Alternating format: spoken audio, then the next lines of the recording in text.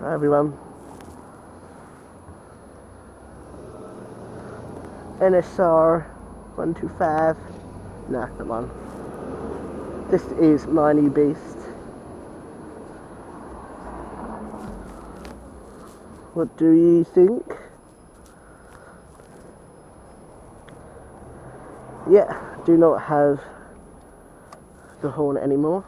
And now the owner of this 1998 Kawasaki ZX-9R. I have to say, it's something else. It's in really tip-top condition.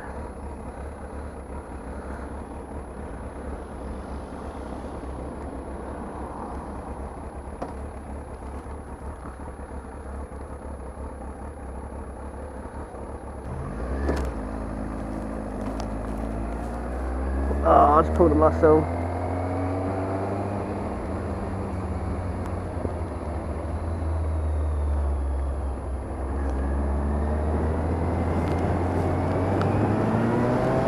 Ah, shit.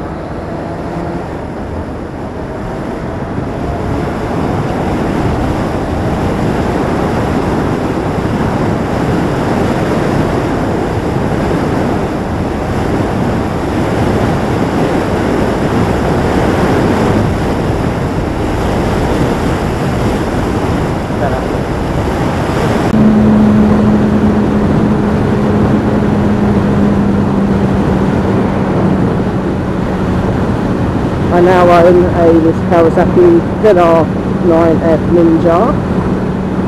Bought it off my mate's dad at Dover Motorcycles. It was someone who used to work there, sold it to my mate's dad, who works there, and now it's mine. It's been well looked after. I plan on trying to keep it that way. Unfortunately, I don't have a garage where I live, so I'm going to have to give it more care than normal. Now I'm going to try and do a review on it. Like I said, it's a 98, so I don't know what the newer models are like to ride. I imagine it'll be lighter and thinner. But yeah, I'll compare this to the Hornet ER6F. Well, other big bike was a Silver Wing, but that don't count. And I have to say, I'm going to do like a pros and cons of it. The pros is it's quick. It is, oh my god, it is quick. It will piss all over the Hornet, dry it off, and then piss all over it again. It's that fucking quick. Well, for me, it's quick anyway. It's my first bike I've had over 600. I got it for £1,600. It's got, the guys put a lot of extras on there. They've actually put a ZX-12R rear shock on it, because apparently to make it a bit more, apparently it's a better suspension. That will lead on to my con. I'll come on to that in just a moment. Other pro is it's more miles to the gallon than the Hornet. Like I've done maybe 150 miles before I hit the reserve. On the Hornet it'll be 100 miles before I hit the reserve.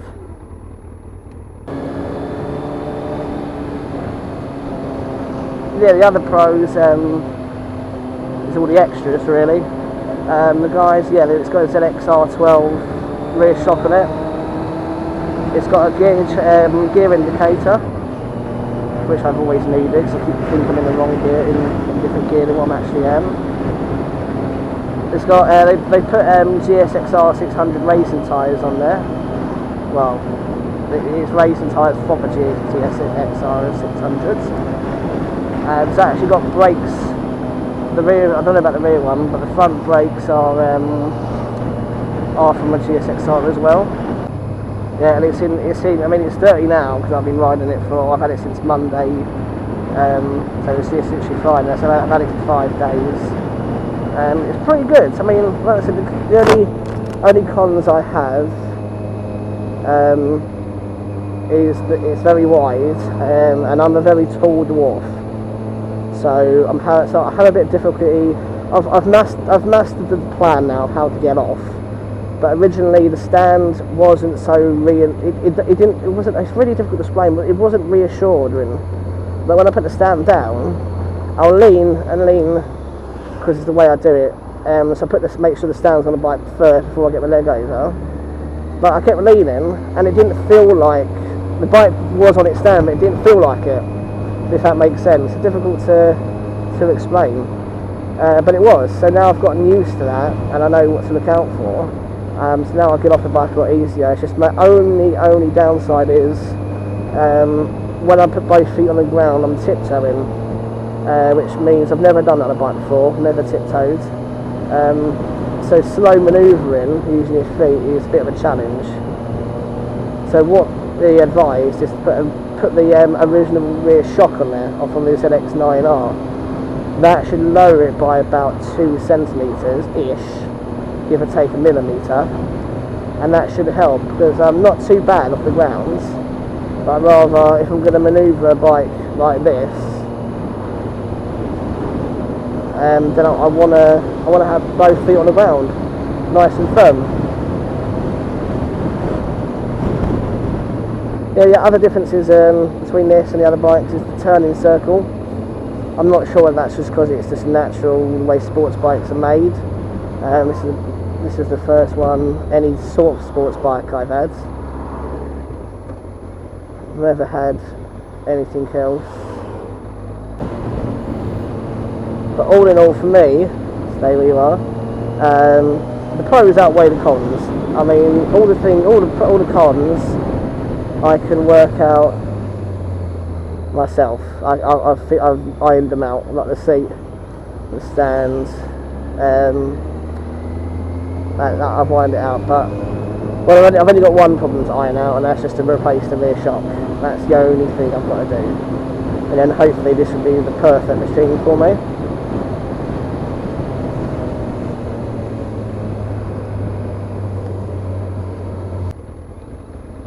Anything, I'm a bit more nervous about filtering at the moment because it's a wider bike. It's got fairings, it's got ringings.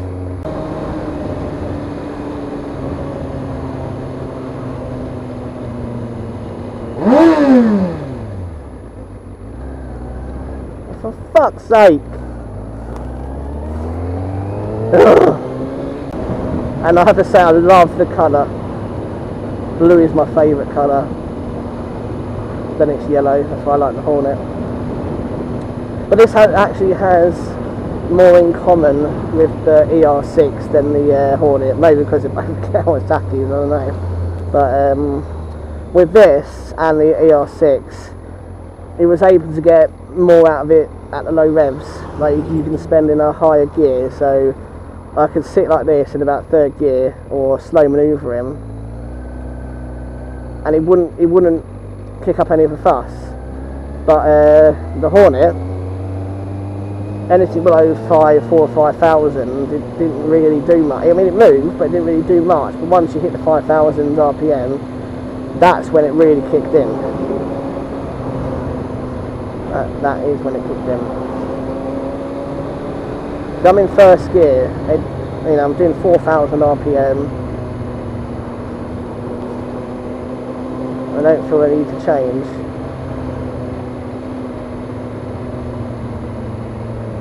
Now, would I recommend this? What are you doing? Would I recommend this as a first bike? To be honest with you, no. It's not. There's nothing wrong with it. It's just not the most confidence-inspiring bike. It's quite wide. I'm not saying it's a bad thing. People might want to ride this as a first bike. My advice would be start on an ER6F or the Hornet, or some form of 600. If it has to be a sports bike, then there's the 600 Ninja, if there is one, or the CBR 600, or an R6.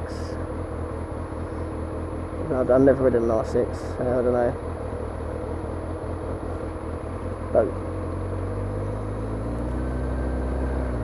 But yeah, I like this bike. It's even funny, it's actually got better miles per gallon than the Hornet, because the Hornet had a really shit tank. Right, I got about 150 miles out of this before I hit the reserve. The Hornet was 100. I'm in the reserve now, so I've actually got to go and fill up.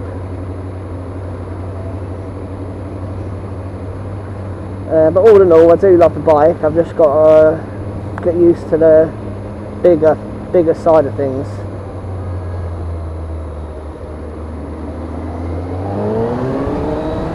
But she just wants to pull. All she wants to do is pull, which is good. But yeah, right, I'm going to fill up, so I'll catch you all in a bit.